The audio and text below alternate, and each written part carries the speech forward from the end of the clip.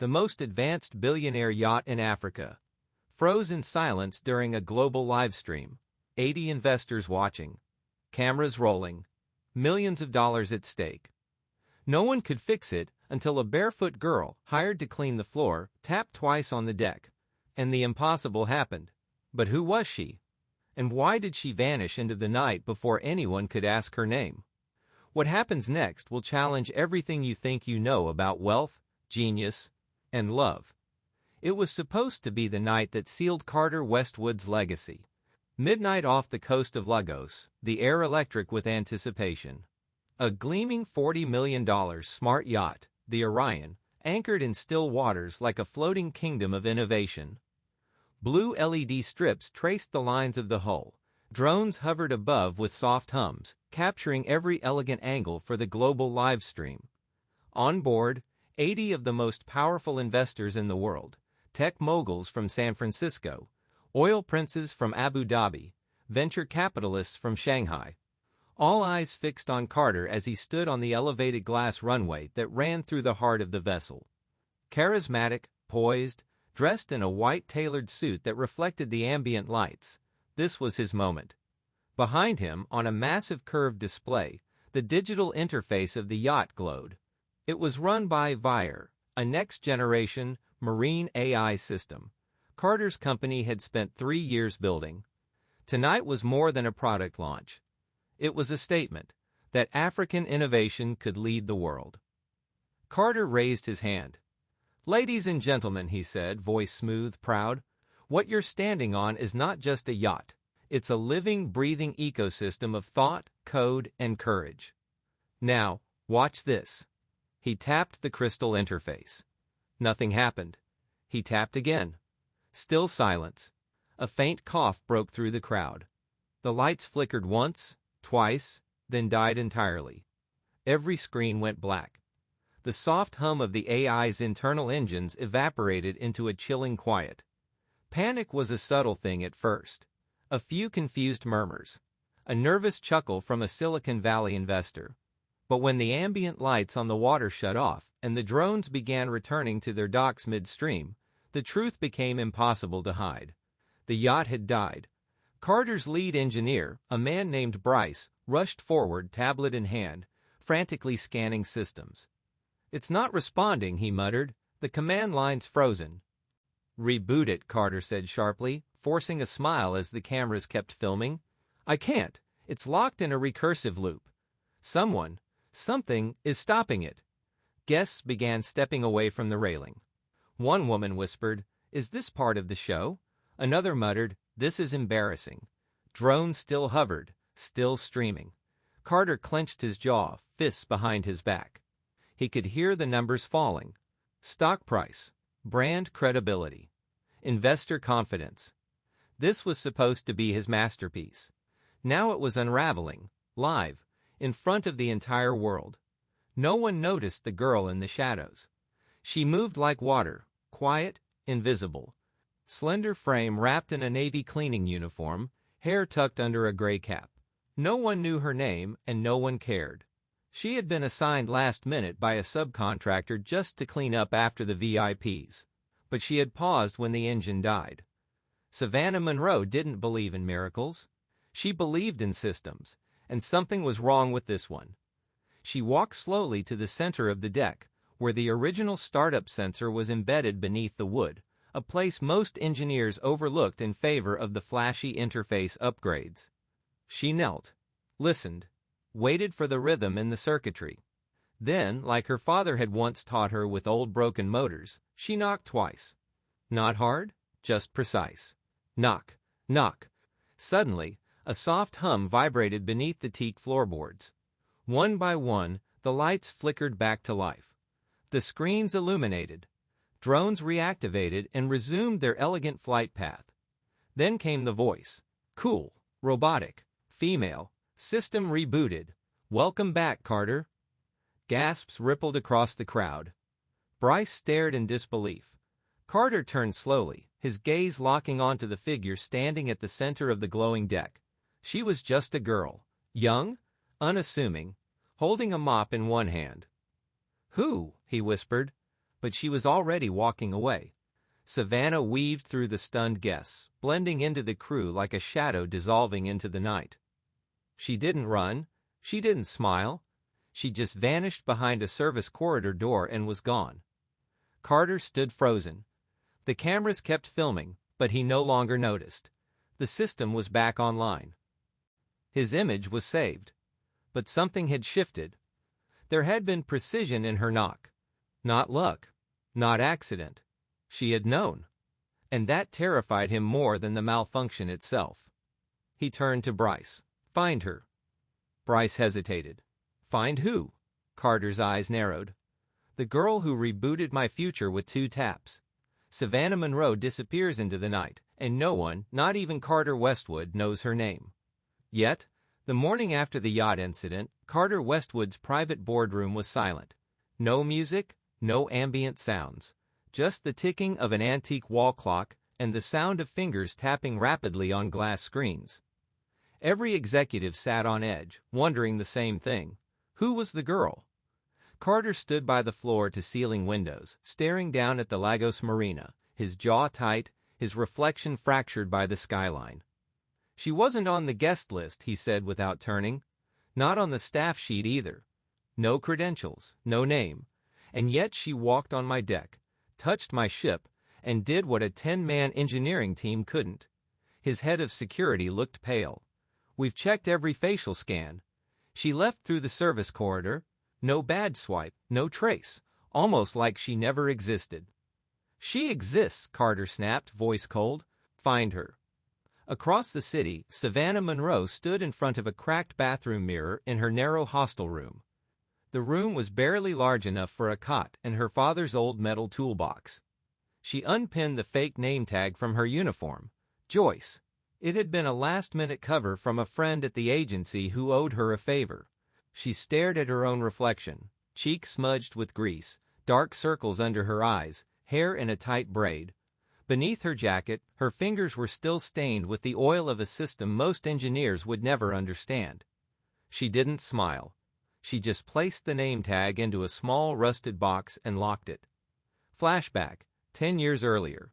A barefoot Savannah, no older than 7, sits cross-legged beside a glowing generator panel while her father, Caleb Monroe, guides her hands. "This wire?" he asks gently. "Ground loop," she replies with certainty. "And this one?" "Voltage monitor, but it's overloaded." He beams with pride. "My baby girl's already smarter than her old man." Caleb Monroe was once the lead prototype engineer for a now-defunct tech company that promised to revolutionize marine automation. They stole his blueprints, left him broke, and discarded his name from history. But his mind remained razor-sharp. Their tiny shop became Savannah's first classroom. After he passed away unexpectedly from untreated heart complications, Savannah's world collapsed. She dropped out of university 6 months later, unable to afford tuition, living job to job, fixing discarded machines in cluttered roadside stalls. But she never stopped building. At 19, in a corner of a shared workshop, she created her first AI-powered marine propulsion engine, a prototype built from recycled parts and written in a code no one taught her. She pitched it to 5 companies. They all laughed. Now, standing in her hostel, Savannah watches Carter's yacht on TV. The headline reads, "No glitch, Billionaire's yacht glows with perfect execution." The video shows Carter smiling for the cameras. He denies the system ever failed.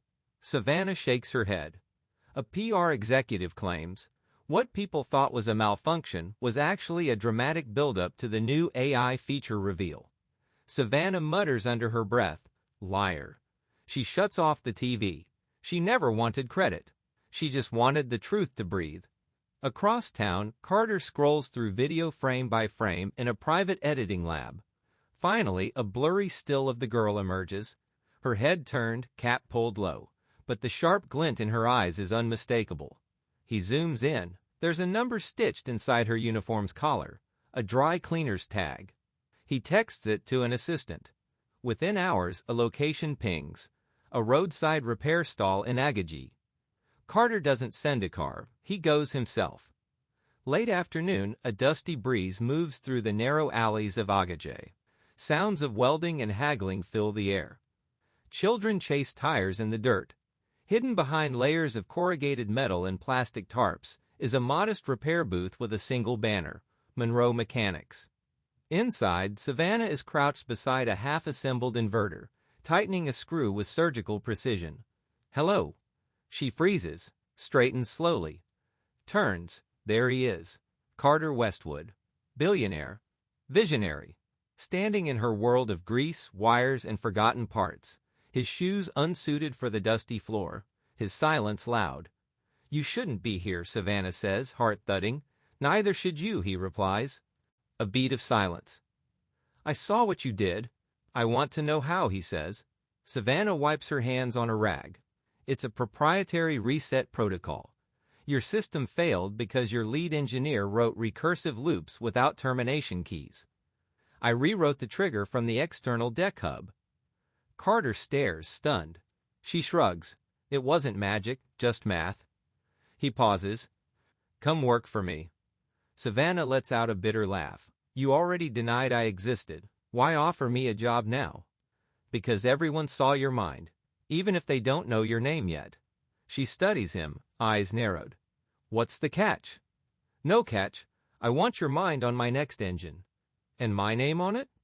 Carter hesitates, then nods. "Your name, your code, your design.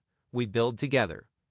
Savannah steps back, folds her arms and says flatly, "I'll think about it." Then she walks away, leaving Carter in the middle of her world, for once, the outsider. Savannah didn't say yes with wide eyes or naive excitement. She sat across from Carter in a quiet rooftop lounge above Lecky, arms folded, her expression steady as the tide below. "I'll do it," she said, "but on my terms." Carter leaned in, half smirking. "Which are?" "Full autonomy over my designs. I don't answer to anyone but you. And when my system works, when it changes everything, my name is on it. Front and center." There was no tremor in her voice, no fear, just a woman who had spent too long being unseen. Carter smiled wider. "Savannah Monroe, I think you just became the most dangerous person in this company." 3 days later, she arrived at Westwood Labs on Victoria Island. The tech campus looked like something out of a sci-fi film: silver walls, holographic displays, rooftop greenhouses. But for all its beauty, the air was tense. She was greeted by Ivy Clark, lead AI systems engineer, draped in silk and suspicion. Ivy had spent 6 years climbing the ranks, always the brightest mind in the room, until now. "You're the deck girl," Ivy said, offering a cool smile. "Must have been some tap." Savannah ignored the jab. System design doesn't care about titles, only code. Behind her, Carter stifled a laugh. Savannah was given a modular lab, a glass-walled cube that overlooked the main engine hall. The moment she unpacked her tools, the whispers started. "She's never published anything. No degree? She's not even verified on LinkedIn." But Savannah didn't care.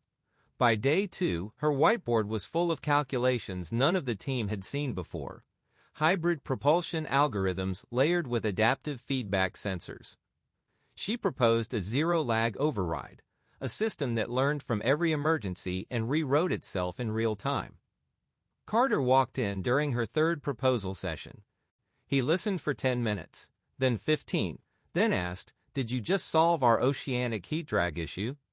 Savannah nodded. "I did it last year, just didn't have the budget to test it." The room fell silent. Even Ivy had no words. That night, Savannah stayed behind in the lab. Carter joined her with 2 mugs of tea. "Why don't you ever smile when you win?" he asked. "Because I haven't won yet." He studied her, the focused crease between her brows, the smudge of oil near her collarbone, the quiet strength that never asked to be noticed. "Ivy's not your enemy," he said gently. Savannah sipped her tea. "She thinks I'm here to steal her seat." "Are you?" "I don't want her seat," Savannah said, setting down her mug. "I want to build the whole table." To build trust, Carter organized a team retreat on his private island, a lush green haven 2 hours from the Lagos coast, accessible only by yacht or drone. For Savannah, it felt more like a boardroom with palm trees, ice sculptures, open bars. Everyone dressed like they were auditioning for a tech influencer documentary. She wore jeans and a faded shirt. While the others played team-building games and took selfies near the infinity pool, Savannah walked the shore alone, collecting pebbles and sketching engine flows in the sand. Carter watched from a balcony, amused. Later that night, there was a bonfire. Ivy toasted Carter's leadership, someone played guitar, and laughter filled the air. But Savannah remained on the fringe, eyes trained on the stars, whispering calculations to herself. At 3:17 a.m., Carter wandered down to the beach, drawn by the faint light of a solar lamp flickering beside a driftwood bench. Savannah was there. Notebook in hand, legs folded beneath her, glasses slipping down her nose. She didn't look up as he approached. "What are you drawing?" She hesitated, then turned the notebook toward him. It was a hand-sketched system unlike anything he'd ever seen. A self-repairing marine engine with modular AI cores that adapted not just to damage, but to the emotional state of its operator. She was integrating neurofeedback, something no one had even considered in the marine world. "It responds to fear," she said quietly, "to hesitation. It stabilizes performance by sensing panic in the pilot. Keeps them safe, like a parent would." Carter sat beside her, stunned. "How long have you been building this?" "Since my father died," she whispered. He didn't speak, just looked at her, really looked. Not the technician, not the outsider, but the girl who turned grief into genius. As dawn broke over the island, Carter whispered, "If we build this, it won't just change marine travel. It'll change how humans trust machines." Savannah didn't answer. She just turned the page and began drawing again. The cameras were meant to glorify Carter. That was the purpose of the documentary. Westwood, Building the Future, a sleek behind-the-scenes production set to premiere on international streaming platforms. The crew followed Carter from yacht decks to tech labs, recording sound bites, drone shots, and clean angles of a man shaping the marine world. But somewhere between takes and interviews, the lens shifted. On the editing floor, an intern stumbled upon raw footage from a community story submission.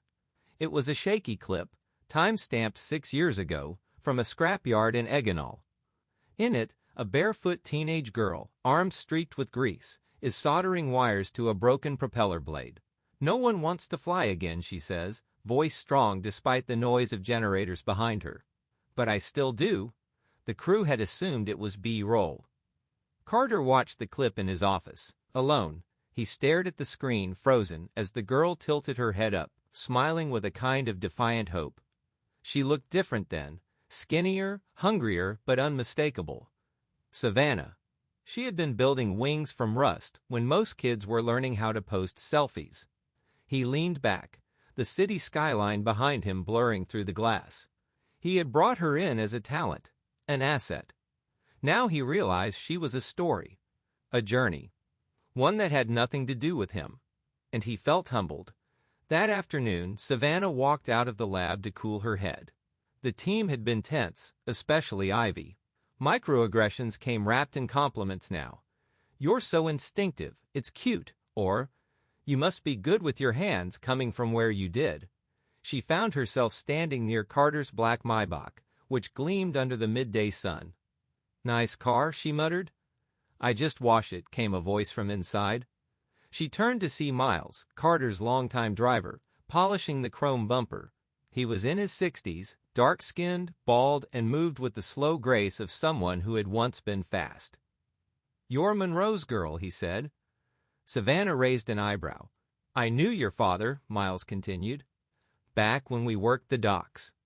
He used to say, 'My daughter builds like she was born with blueprints in her veins.'" Savannah's guard dropped.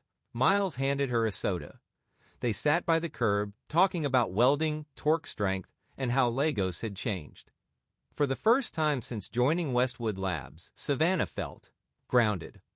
Inside the lab, however, Ivy was busy setting a plan in motion. She had slipped a code disruptor, a tiny patch of corrupt data, into the third line of Savannah's core prototype system. It was subtle, genius even. It would trigger a looped heat alert during high-speed simulation, just enough to cast doubt, not failure. She didn't want Savannah fired, just recalibrated.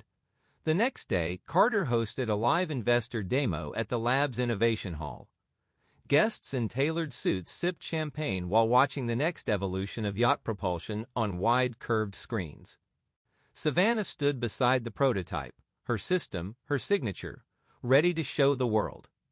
"Activating adaptive thrust algorithm," she announced. At first, the model performed flawlessly. The graphs climbed, the simulated yacht slicing through digital currents like a blade. Then, system alert, engine core heat imbalance. The warning blinked red across every screen. Audible gasps. Tech officers scrambled to troubleshoot. Carter's jaw clenched. Ivy stepped forward, eyes wide.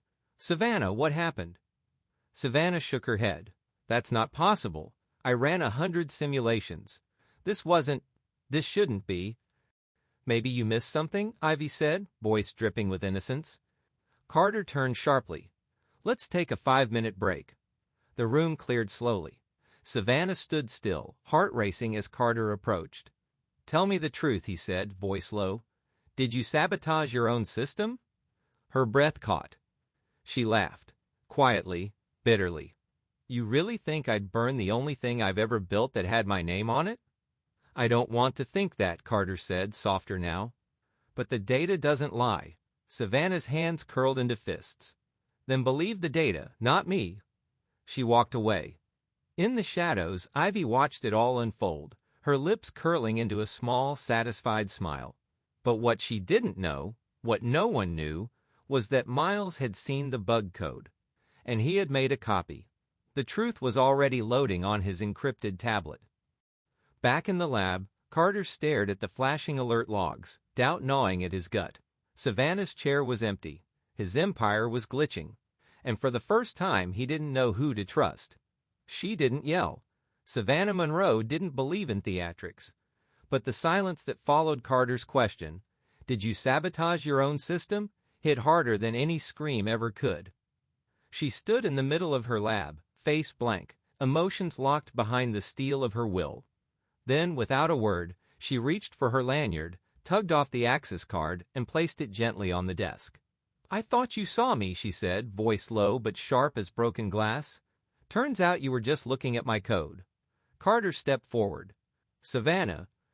"No," she cut in, her eyes burning now. "You build machines, Carter. I build trust. And you just dismantled mine." With that, she walked out of Westwood Labs, leaving behind 2 months of brilliance, a prototype on the verge of revolution, and a man suddenly unsure of his empire. The next week passed like a breath held too long. Inside Carter's headquarters, the energy dimmed. Engineers whispered. Ivy stepped into the void like a shadow in sunlight, proposing stability over experimentation. Investors were reassured with polished presentations, buzzwords, and Carter's own forced smiles. But his eyes often drifted to her empty cube. Meanwhile, miles away in a cramped co-working hub off Obalende Road, Savannah was welding again, this time not alone. She had posted a call online, looking for girls who love machines more than makeup. Bring your dreams and your hands. 15 showed up. By the end of the week, she had a skeleton crew. Welders, coders, tinkerers, all women from communities the tech world never saw. They called it Monroe Motion. No investors, no suits, just a shared dream, forged in sweat and defiance. Back in Victoria Island, Carter sat alone in his penthouse office. Floor-to-ceiling glass revealed a skyline on the brink of rain. His company was still running, still profitable. But something had shifted. Innovation slowed. Ideas plateaued. The system was coasting, not growing. Then came the mistake. Ivy, in an attempt to reclaim momentum, presented one of Savannah's earlier prototypes to a Dubai investor consortium as her collaborative work. They believed it, until the system failed mid-simulation. The engine spun into a loop. The interface jammed. The heat map went critical. Embarrassed and furious, the investors pulled out. Carter watched it unfold from the boardroom, arms crossed, expression unreadable. Later, he confronted Ivy. "You told me that prototype was stable," he said. Ivy's voice trembled.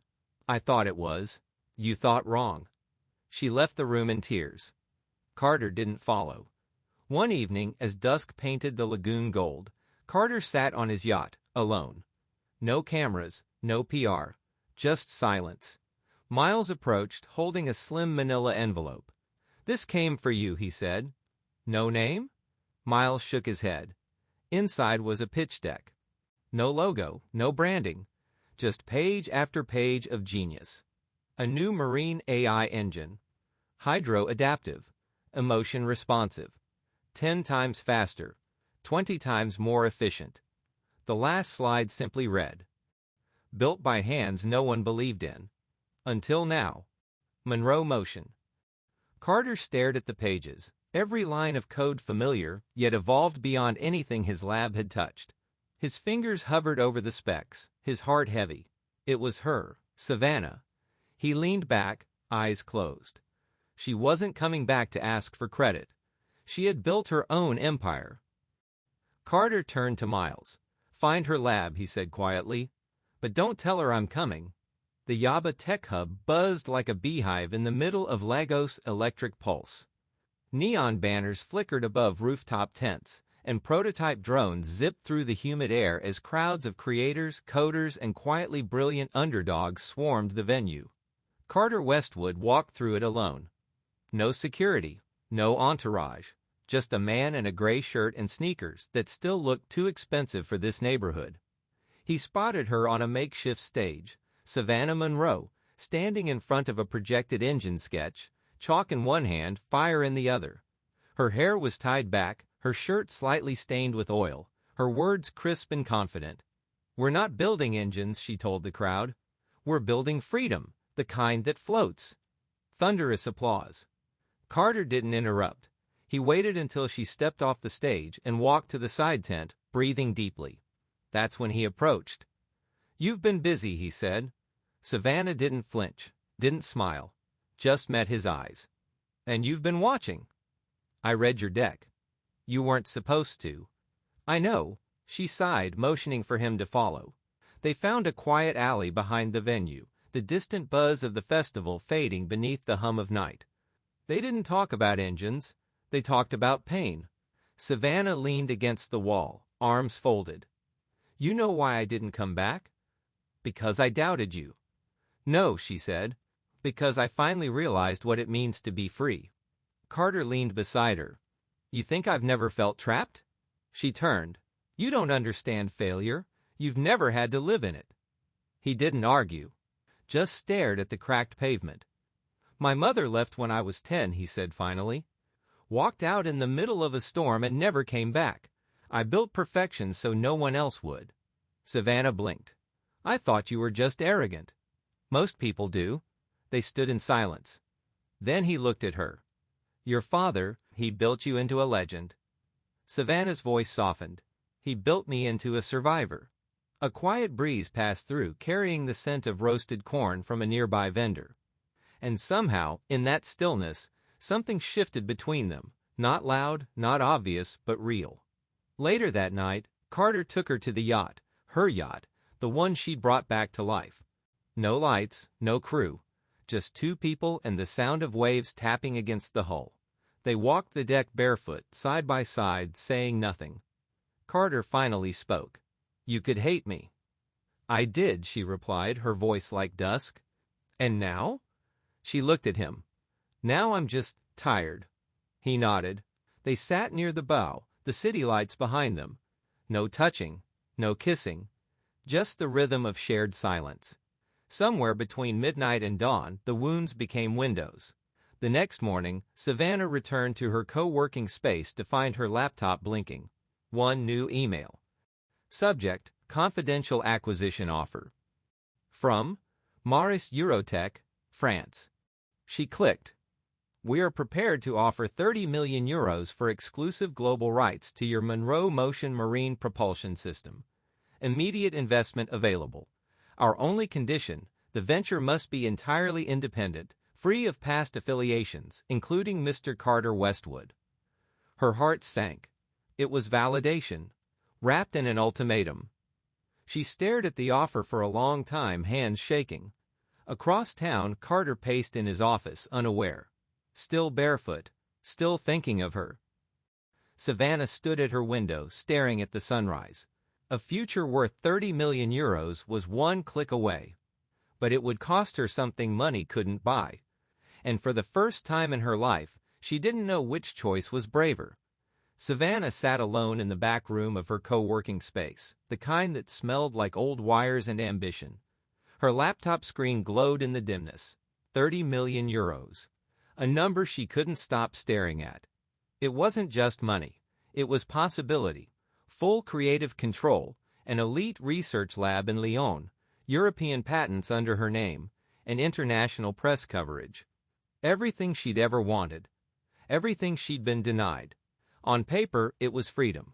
But the price was clear. Cut all ties with Carter Westwood. Not officially, just quietly. Disappear from his orbit. Erase any past collaboration.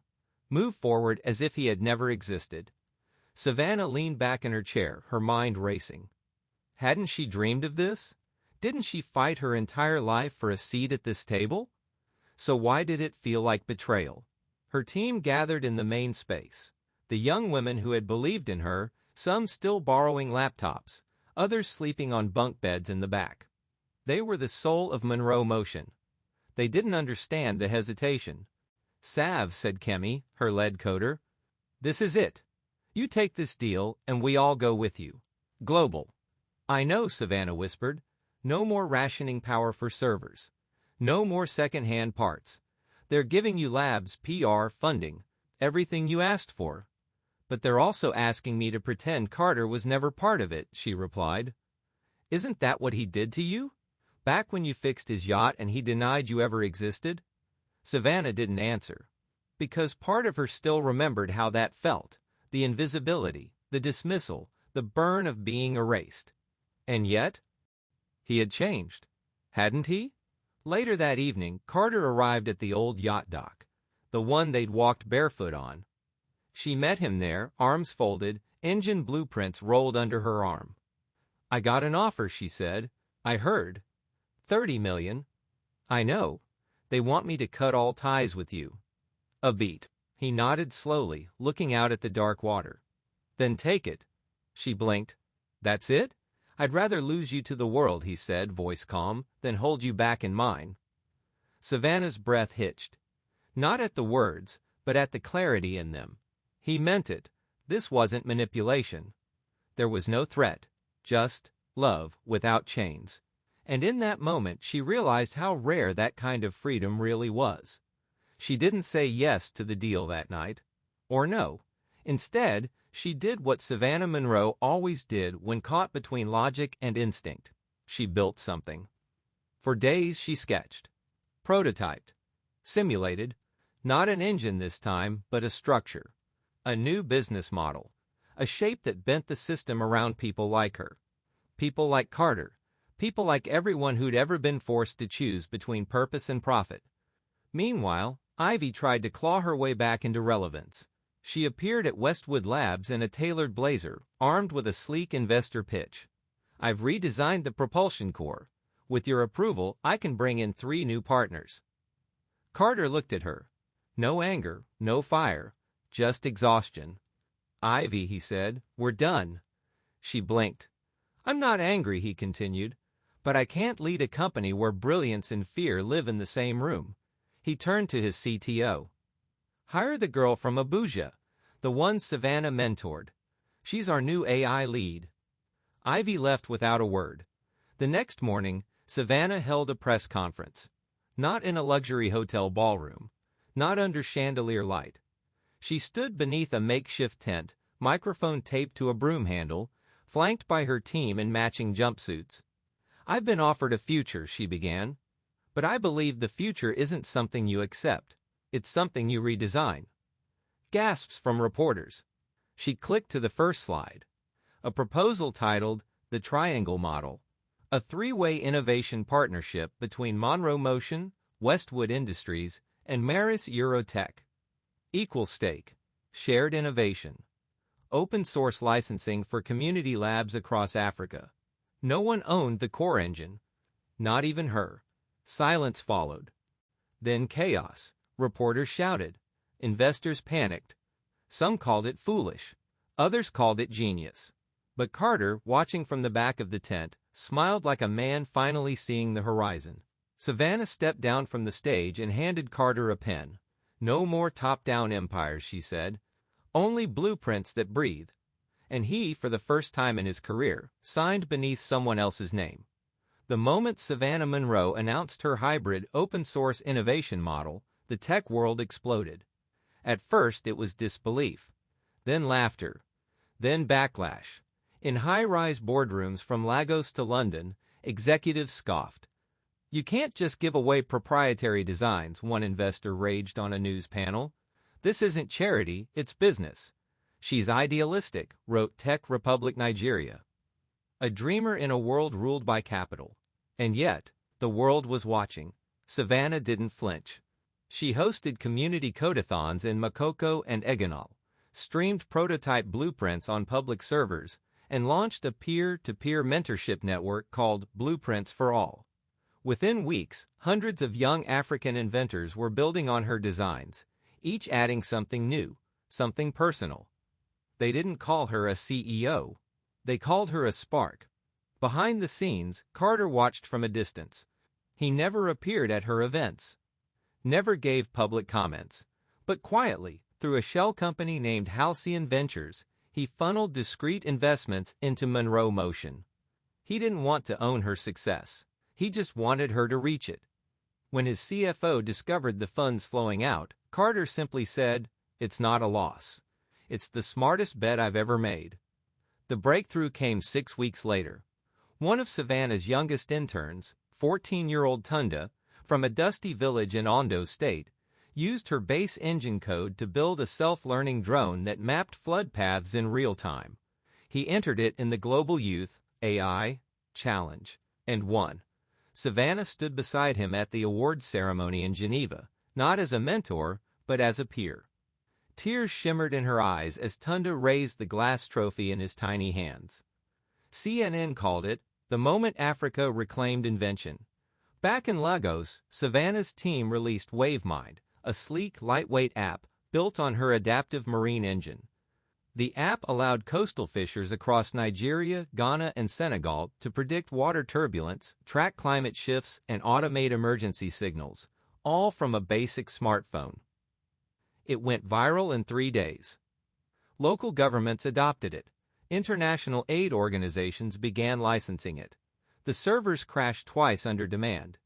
What Savannah had built was no longer just a company. It was a movement. TED sent an invite. MIT followed. Then Davos. She declined the first two. But the third? She paused. "I don't want to stand on a stage," she told her team, "until I know what I'm standing for." So she took a break.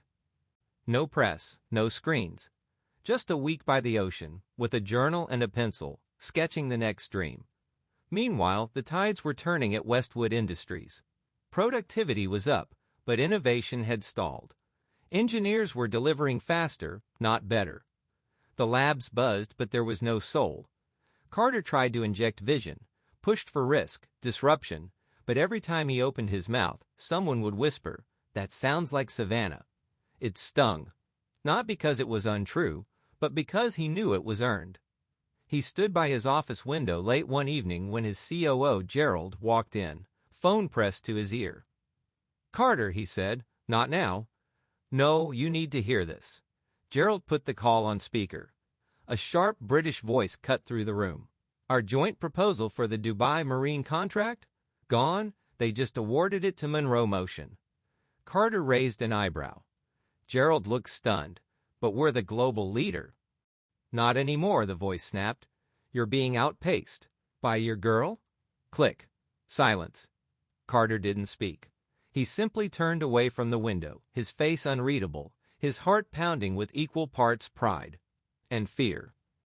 As Carter sat down at his desk, he opened his inbox. An invitation sat at the top.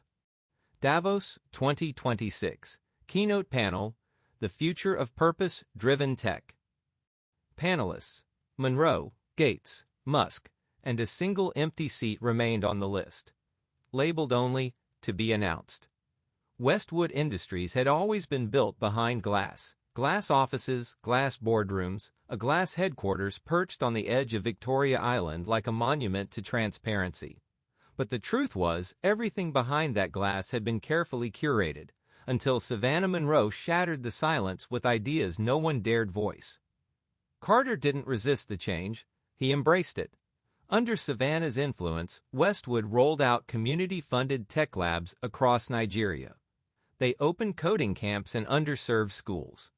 Their patents became partially open source. Engineers no longer just followed orders. They collaborated with students, welders, and grassroots inventors. The company's stock rose, but more importantly, its soul did too. At a global innovation summit in Johannesburg, Carter stood at the center of a crystal-lit amphitheater facing 1,000 founders, CEOs, and technocrats. He cleared his throat, looked down at his note cards, then tossed them aside. "I've spent years trying to predict the future," he said. "Then I met the woman who's building it." He paused as the screens behind him flickered to life. Images of Savannah at work, in labs, on rooftops, mentoring girls in overalls with sparks flying in the background. "She isn't just the future of marine AI," Carter said, voice warm, certain. "She's the future of how we build, how we lead, how we lift others as we rise." The audience rose in applause. Savannah, watching the live stream from a lab in Lekki, wiped her cheek with her sleeve. She hadn't cried in years. That day she did. But the world isn't only built by dreamers. Sometimes it's rewritten by the bitter. Ivy, now ousted and hungry for relevance, sold her story to a scandal-hungry tabloid under the headline, "The Girl Behind the Code, Genius or Manipulator." In the article, Ivy painted Savannah as a ruthless opportunist who used poverty as a prop and seduced Carter for power. She referenced out-of-context emails, misrepresented pitch decks, and spun truths into tainted myths. Within hours it trended. #Savannah, exposed. #innovation, or illusion. Savannah saw it on a billboard in traffic. She didn't cry this time. She just walked to her workshop, powered down the lights, and sat in silence. Carter was on a call in New York when he saw the headline flash across his phone. He canceled his meetings, locked the door to his suite, and recorded a video with nothing but his phone and a glass of water. No script, no lighting, no brand polish. Just a man defending a woman he respected. "She didn't steal ideas," he said. "She was the idea. Savannah Monroe doesn't manipulate. She redefines. And if believing in her is a risk, then I'll risk everything." He posted it without review. Within hours, the tide turned. Influencers, engineers, entrepreneurs across continents shared the video. They began tagging her. #Queen, a clean tech. #Savannah. Built this. The slander faded into static. Weeks later, in a quiet greenhouse dining room at Carter's estate, he served her a simple dinner: jollof rice, grilled plantains, and sobo in crystal glasses. No press, no cameras, just two tired builders, sharing stories over flickering lanterns. After the meal, Carter stood and reached behind a curtain.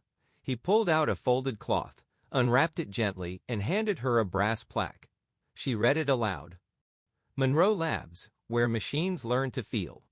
He smiled. "We're building it in your father's name, in the same place he used to teach. Your blueprint will be etched into the walls." Savannah's fingers shook as she held the plaque. She didn't say thank you. She simply reached across the table and touched his hand. It was enough. But just as peace found them, the future came knocking. Savannah's assistant burst in during a Monroe Motion team session. Urgent message from Singapore. She opened the email. Subject: Global Advisory Board Invitation. From Kilum Consortium. A $1 trillion clean energy initiative backed by 7 nations. They offered Savannah a permanent seat on the board, lab access, funding, a global stage, but one condition stood out. She would have to relocate. Permanently. Carter read over her shoulder. Said nothing. Savannah's eyes darkened. That night, she stood on her rooftop in Lagos, the skyline glittering beneath the stars. The world wanted her again, but this time, the question wasn't what she would gain. It was what she would have to leave behind. The offer sat in Savannah's inbox like a living thing, a permanent seat on the Kilum Consortium board. Singapore, the heart of global clean tech. Full access to facilities most engineers only read about. A guaranteed $50 million innovation grant in her name. A chance to build a legacy, not just for Africa, but the world. It was the dream. But the night after the offer arrived, Savannah couldn't sleep. She wandered her rooftop barefoot, the warm Lagos breeze rustling her shirt. Lights from Victoria Island shimmered in the lagoon, but her mind felt dim. Her heart, heavier than expected. She was 27. Her name was finally known. She'd climbed the mountain. So why did every step now feel like a betrayal? Carter didn't plead with her. When she showed him the offer, he only nodded, eyes unreadable. "I'm proud of you," he said. "That's it?" she asked. "What do you want me to say?" "I don't know," she replied, blinking too fast. "Maybe? Stop me?" But he didn't. He simply stepped back and let the space between them speak louder than words. And it hurt more than any goodbye. Savannah didn't answer the email. Instead, she packed a duffel bag, turned off her phone, and boarded a quiet flight to Ghana. To a fishing town her father once spoke about like a forgotten song, Elmina. The air there was different. Salty, humid, honest. No tech labs. No blinking alerts. Just wooden boats, old songs, and people who built lives with their hands. She stayed in a cottage by the shore where fishermen greeted her at sunrise and children offered her roasted plantains for stories. She told them about waves that think, engines that heal, machines that listen. They just called her the Water Woman. One afternoon, Savannah found her father's name etched into the frame of an old dock post. C. Monroe, 1984. She sat on the edge of that dock for hours, sketching on crumpled paper, the tide licking her feet. She remembered why she started. Not for money, not for power, but to prove that brilliance could rise from anywhere. Even here, especially here. Her phone buzzed. The screen lit up with a familiar name. Carter. She hesitated, then answered. "I'm not calling to beg," he said, his voice a bit hoarse. "I didn't think you were." "I'm not asking you to stay," he continued. "I'm asking you not to run." Silence. "Savannah, if the world is calling, answer it. But don't go just because you think you have to. Go if your soul says yes. That's all." She stared at the horizon. "I miss building things with you," she whispered. "Then come build something that doesn't need our names on it," he replied. "Just our hearts." The line went quiet. But something in her realigned. She returned to Lagos without warning. Stepped off the plane with no cameras, no press, just a small suitcase and a blueprint tube tucked under her arm. But the moment she walked into the Westwood headquarters, something felt off. The lobby was quieter. Familiar faces gone. She found Miles waiting in the hallway. "You're back," he said, smiling. "I'm always back," she replied. He didn't return the smile. "You might want to talk to him," Miles added softly. "Why?" "He's letting it go." Savannah burst into Carter's office, her voice sharp with disbelief. "You're selling?" Carter stood by the glass wall, boxes half packed behind him. His desk was bare. The skyline looked almost gray. He turned slowly. "I've done what I set out to do. This empire," he said, gesturing around, "it doesn't need me anymore. But you don't get to just walk away," Savannah snapped. "Not from this, not from what we started. I thought you wanted your own legacy." "I do, but not without the man who helped me believe I deserved one." They stared at each other. The air between them full of things neither had the courage to name. Carter walked toward her, placed something small in her hand, a silver ring with no gem, no shine. "I had this made the day you walked out the first time," he said. She looked down at it, heart thudding. It wasn't a proposal. It was a promise. But could promises rebuild what ambition nearly shattered? "You're selling your company and disappearing? That's your plan?" Savannah's voice cut through the stillness of Carter's office, her eyes filled with something between betrayal and disbelief. Carter didn't flinch. "I've built for the world," he said quietly. "For headlines, markets, innovation awards. But now, I want to build something that starts with us." Savannah shook her head, her pulse pounding. "Us? You mean you and me?" He stepped closer, gaze steady. "I mean the dream we never got to finish. The one that wasn't about ownership. The one that roared." That word struck a chord. She remembered saying it once. In that dockside lab, "One day, we'll build something that doesn't whisper.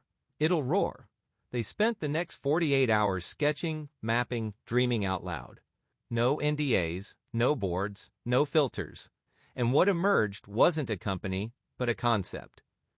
Roar, radical oceanic access and reimagination. A movement. A global initiative designed to bridge luxury innovation and grassroots access. High-performance marine tech developed by and for communities. Cutting-edge labs sitting side by side with coastal villages. Private yachts and public solutions finally sharing a blueprint. No shareholders, no gatekeepers, just purpose.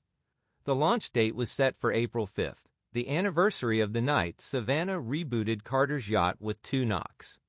But this time, it wouldn't be a secret. This time, the whole world would be watching. The refurbished yacht, once named Orion, now bore a new name etched in gold along its hull. Roar 1. It was leaner now. Solar integrated. AI responsive. Rebuilt from the inside out with Savannah's NeuroSync protocols and community-tuned interfaces. The deck was redesigned too, sleek with polished glass panels, but the wooden trigger sensor remained. Savannah requested it stay. For history, and for ceremony. On the day of the relaunch, thousands lined the Lagos marina. Drones soared overhead. Every major tech outlet live-streamed the event. Savannah stood center deck in a white jumpsuit with oil stains proudly visible, a nod to her roots. Beside her, Carter wore no suit. Just a shirt rolled to the elbows and a glint in his eye that hadn't been there in years. They said nothing into the mic. Instead, Savannah stepped forward, knelt, and tapped the deck twice. Knock, knock, the ship hummed, then purred. Then, like thunder underwater, it roared. A sound that wasn't just mechanical. It was symbolic. The sound of power that had been overlooked for too long, now taking center stage. The crowd erupted. Reporters cried. Fishermen saluted. Savannah looked at Carter, and for the first time they didn't need words. Their team, built from welders, dropout engineers, barefoot coders, and fire-forged dreamers, stood on the deck behind them, and one by one they were acknowledged. Not as assistants, but as architects. After the ceremony, a small stage was erected beside the yacht, where the top students from Savannah's training program would showcase their work. One by one, they presented engines, apps, concepts. But then came the last girl, Amira, only 13, with braids tied in blue ribbon and calloused hands from long nights in the lab. She pulled a sheet off her project, a flying marine drone with retractable solar sails and a programmable AI core based on Savannah's earliest code. The crowd fell silent. She pressed a button. The drone lifted off, hovered, then zipped into a perfect figure 8 before landing gracefully in her hand. Tears slipped down Savannah's cheek. Amira whispered into the mic. "It doesn't just float, it listens." Carter leaned toward Savannah, voice low. "That's your legacy." Savannah shook her head. "That's hers." They smiled, and for the first time in a long time, the future didn't feel like something to chase. It felt like something they'd already started. As the sun dipped below the horizon, the drone flew once more, this time toward the open ocean. Carved into its wing, designed by Amira, inspired by Roar. And from the crowd, a whisper rose. What if girls like her didn't have to wait anymore? The video of Amira's flying marine drone did more than trend. It detonated across the internet. By morning, global energy councils had requested meetings. By afternoon, NASA engineers were dissecting the footage. By nightfall, young girls from the Philippines to Patagonia were uploading their own inspired by Roar builds on social media. What Savannah once dreamed in the quiet of a hostel room in a Ageji had now become the blueprint for a generation. But even as the noise rose, she stayed grounded. So did Carter. They didn't call it a company anymore. What they co-led now was a movement, fluid, adaptive, untethered to location or structure. Roar was both an engine system and a global promise that innovation should be a language every child could speak. Their love, once fractured by ambition and bruised by misunderstanding, now thrived in its most essential form, respect. There were no grand declarations, no orchestrated romance. Just shared calendars, shoulder glances in the lab, 2 mugs of tea left side by side on early mornings, and late-night laughter that sounded like forgiveness. They lived in motion, between Lagos, where the original labs pulsed like a city within a city, Accra, where Savannah oversaw floating campus builds along the coastline, and Marseille, where Carter taught design thinking at a converted shipyard turned innovation school. But no matter where they went, they always returned to the water, to her yacht. Roar 1 was no longer a symbol of wealth. It had become a classroom. Children boarded it weekly, refugees, dreamers, prodigies, stepping onto the same deck Savannah had once knocked on in desperation. Now they knocked with confidence, initiating systems they had coded themselves. One girl whispered, "I feel seen here." That was enough. At the Global Innovation Forum in Copenhagen, Savannah stood on the main stage, not in a gown but in her signature jumpsuit, grease smudged on her collar as deliberate as a signature. The room held presidents, billionaires, scientists. She didn't flinch. She stepped up to the mic and said, "Build like no one's watching, love like you've already healed, and lead like your legacy is more than your name." Silence, then thunderous applause. Even Carter, watching from backstage, had to blink away something in his eye. That night they stood at the stern of the yacht, salt in the air, stars overhead. Savannah leaned into the railing. Carter joined her. No champagne, no photographers, no stage, just water and wind and a world they no longer needed to conquer, because they had helped shape it. "I never asked," Carter said softly. "What did it feel like, that first night, when you knocked on the deck?" Savannah smiled. "Like I had already built the future and was just waiting for the world to catch up." He reached for her hand. No ring, no promise, just skin on skin. Equal, still, alive. As the yacht hummed below them, now running on tech written by girls half their age, Carter whispered, "Where do we go next?" Savannah looked out at the dark waves full of mystery and motion. "Wherever we're needed," she said. Savannah stands before a crowd of students on the deck. She's older now, wiser. Her braids streaked with gray, her hands still stained from building. She hands a tool to a child, steps back and watches. The girl kneels down, knocks twice. Knock, knock. The system pings to life. Some engines don't start with power. They start with purpose. If this story moved you even half as much as it moved us creating it, don't just leave silently. Hit that like button. Share this with someone who believes in purpose, and subscribe for more cinematic stories that stir the soul. And tell us in the comments, what would you build if no one was watching?